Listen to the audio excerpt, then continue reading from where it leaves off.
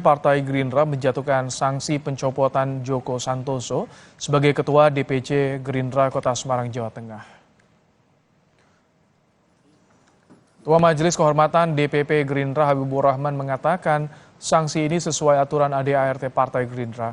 Habibur Rahman menambahkan dalam sidang etik yang digelar, yang bersangkutan mengakui perbuatannya mengancam kader PDIP.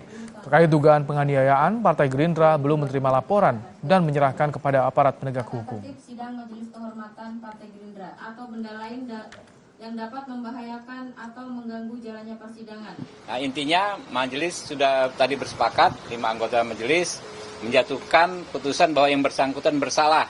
Jadi beliau tadi dalam pengakuannya mendatangi rumah kader PDIP, masuk ya, kemudian juga membentak-bentak, diakui sendiri. Nah, itu sudah cukup bagi kami untuk menjatuhkan putusan bahwa yang bersangkutan bersalah dan diberikan sanksi cukup berat, diberhentikan sebagai Ketua DPC Partai Gerindra Kota Semarang.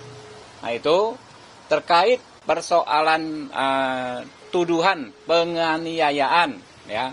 Sampai sejauh ini kami belum mendapatkan keterangan saksi tersebut dan itu memang di luar kewenangan kami karena merupakan ranah pidana.